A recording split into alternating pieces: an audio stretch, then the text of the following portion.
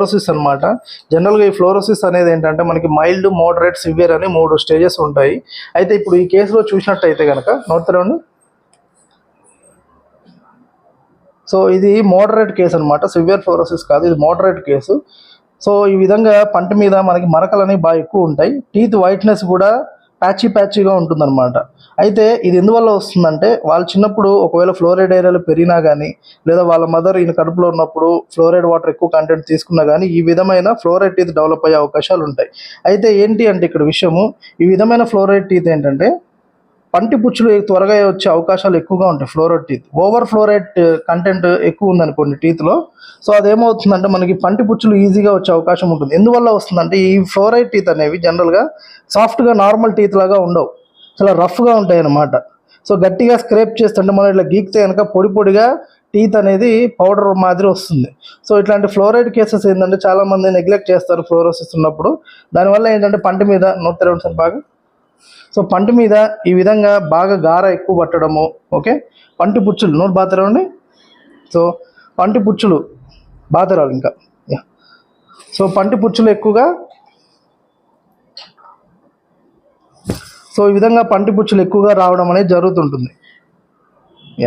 కేసెస్లో ఏంటంటే scaling, teeth cleaning అనేది చాలా జాగ్రత్తగా చేయాలండి. ఎందుకంటే ఈ టిప్ అనేది చాలా వైబ్రేట్ అవుతుంటుంది వాటర్ ద్వారా. సో ఇలా వైబ్రేట్ అవుతుంది. ఈ వైబ్రేషన్కి నార్మల్ టీత్ అయితే ఏం కాదు, కానీ ఫ్లోరైడ్ టీత్కి ఏంటంటే కొంచెం ఓవర్ ప్రెషర్ అయినా కూడా పంటి మీద అది రఫ్గా ఉండేసరికి అండ్ వీక్గా ఉండేసరికి ఆ పన్ను అనేది పౌడర్ లాగా కూడా వచ్చే అవకాశం ఉంటుంది. సో ఎవరైతే ఫ్లోరైడ్ ఉంటారో చాలా కేర్ఫుల్గా టీత్ క్లీనింగ్ అనేది చేయించుకోవాలన్నమాట. సో ఒకసారి నోపుతాను శివ. సో ఇందాకటితో కంపేర్ చేస్తే మనము లోపల వైపు టీత్ క్లీనింగ్ చేసాము. సో చాలా కేర్ఫుల్గా జస్ట్ 0.2 స్పీడ్లో పెట్టుకొని మనం క్లీనింగ్ అనేది చేసామండి. సో దీనివల్ల ఏంటంటే ఈ టీత్ అనేది ఎక్కువ డ్యామేజ్ అవ్వదు టీత్ క్లీనింగ్ వల్ల. ఎందుకంటే టీత్ రఫ్ ఉండడం వల్ల మరీ ఎక్కువ ప్రెషర్ కనుక పెట్టామంటే పన్ను పొడిలాగా వచ్చేస్తుంది అనమాట. అంటే ఆయనకి 4-5 పళ్ళు పుచ్చిపోయాయి. ఎందుకంటే ఫ్లోరైడ్ కంటెంట్ టీత్లో కనుక ఎక్కువ అయితే ఫ్లోరైడ్ టీత్ అనేది చాలా వీక్గా ఉంటుంది.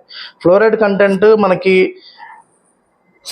సమపాలలో ఉంటే కనుక టీత్ అనేది చాలా స్ట్రాంగ్గా ఉంటుంది. కానీ ఓవర్ ఫ్లోరైడ్ కంటెంట్ అయితే ఈ విధంగా ఫ్లోరోసిస్ అనేది వస్తుంది అనమాట. దానివల్ల టీత్ అనేది రఫ్గా ఉంటుంది, ఫుడ్ అనేది బాగా ఇరుక్కుపోవడము, టీత్ రఫ్గా ఉండడం వల్ల పుచ్చులు త్వరగా రావడం అనేది జరుగుతుంటుంది అనమాట. సో కొంతమంది ఇలా ఫ్లోరైడ్ ఉన్న వాళ్ళు స్మైల్ డిజైనింగ్ అండ్ ట్రీట్మెంట్ కూడా వెళ్తుంటారు. ఫ్రంట్ అంటే మనకి ఆ మరకలు కనపడకుండా కాంపోజిట్ ఫిల్లింగ్స్ కానీ, సిమెంట్ ఫిల్లింగ్స్ కానీ, లేదు పల్చటి వెనీర్స్ అనే క్యాప్స్ కానీ వెళ్తుంటారు. సో ఈ కేసులో ఏంటంటే ఆయనకు మల్టిపుల్ పుచ్చులు ఉన్నాయి, ఆ విధంగానే ఒక పన్ను